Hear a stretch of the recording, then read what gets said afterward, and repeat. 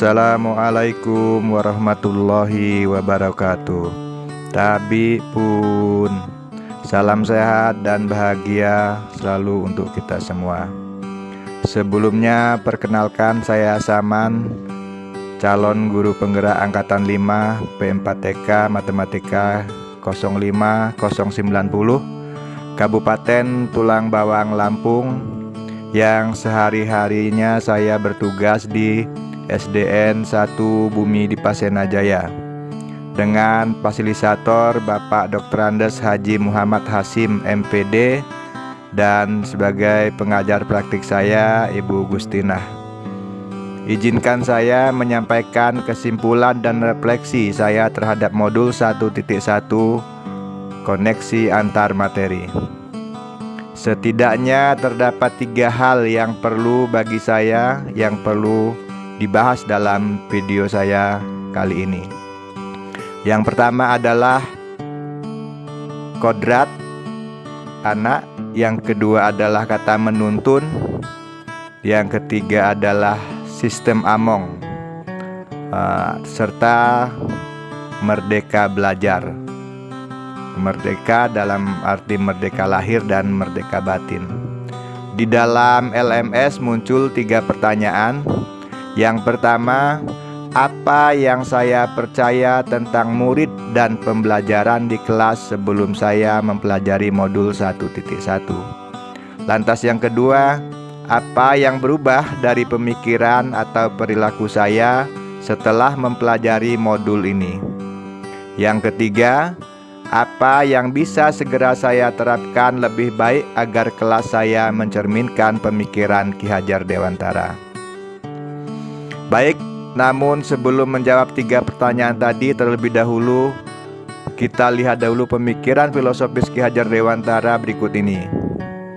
Kata sistem Among Ki Hajar Dewantara merupakan metode pendidikan karena merupakan metode pengajaran dan pendidikan yang berdasarkan pada asah, asih, dan asuh. Pendidikan sistem Among bersendikan pada 2 hal, yaitu kodrat yang terdiri dari kodrat alam dan kodrat zaman. Sistem belajar yang rasanya seperti bermain, sistem itu adalah sistem Among. Hal itu adalah sebagai syarat untuk menghidupkan dan menggerakkan kekuatan lahir dan batin anak sehingga dapat hidup mandiri. Sistem Among sendiri dikaitkan dengan asas yang berbunyi ing ngarso suntolodo ing matyo mangun karso tutwuri handayani. Baik, kita masuk pada pertanyaan yang pertama.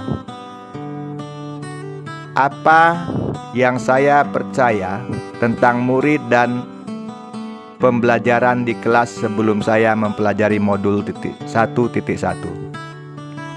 Yang pertama, sebelum saya mempelajari modul 1.1 tentang filosofi pemikiran Ki Hajar Dewantara, saya menganggap bahwa peserta didik saya adalah sebagai objek yang perlu saya berikan materi-materi yang saya anggap penting, dan berharap semua peserta didik saya dapat mengerjakan semua tugas dengan baik dan tentunya memperoleh nilai yang baik.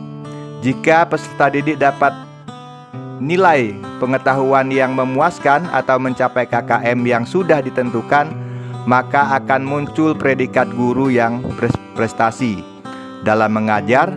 Sementara jika hasil peserta didik kurang memuaskan, akan berpengaruh kepada prestasi guru dalam mengajar. Itu pemikiran saya sebelumnya.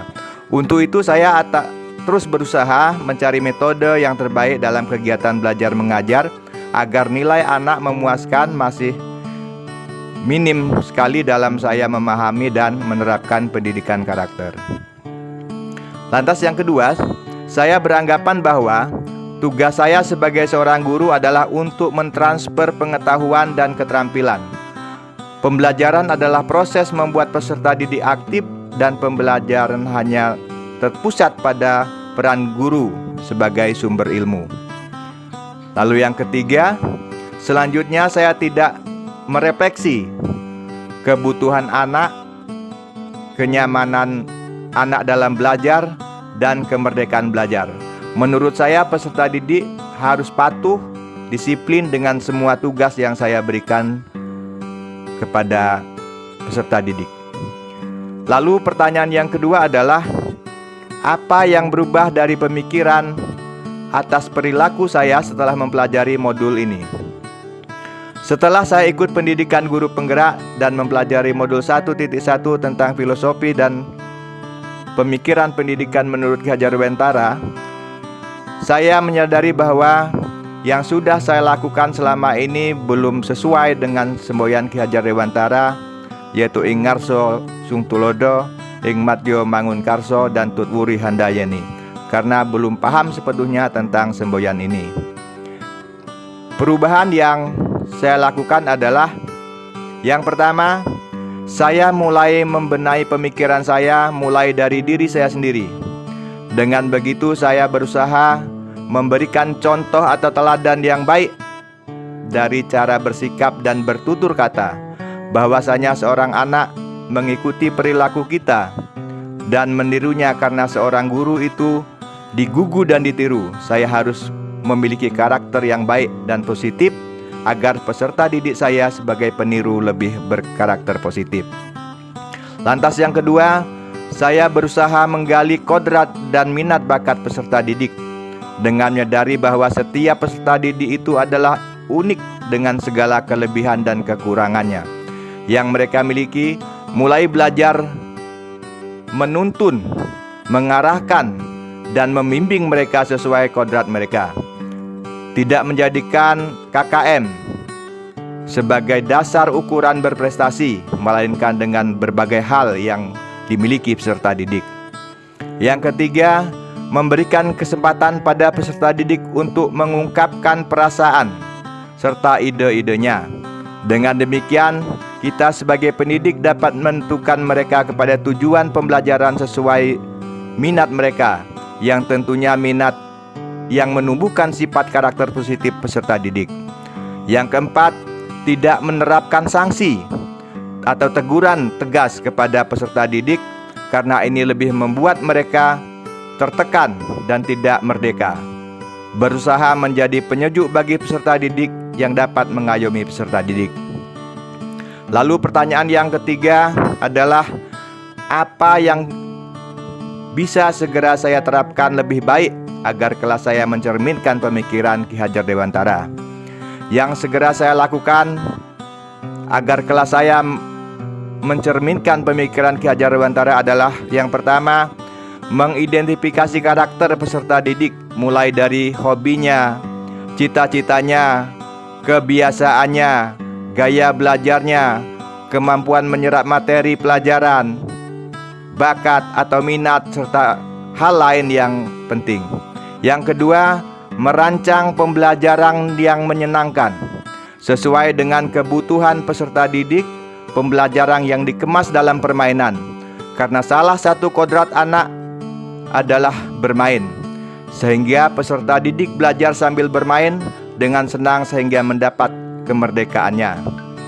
Lantas yang ketiga, menjadi contoh atau teladan, pemberi semangat serta memberi dorongan dalam menanamkan nilai karakter. Yang keempat, melakukan pembiasaan 5S, senyum, salam, sapa, sopan, dan santun dalam setiap bertemu dengan orang lain, sebagai bagian dari penanaman dan penguatan karakter, serta pembiasaan mengucapkan kata tabi pun di awal pembicaraan sebagai salah satu sosiobudaya daerah Lampung.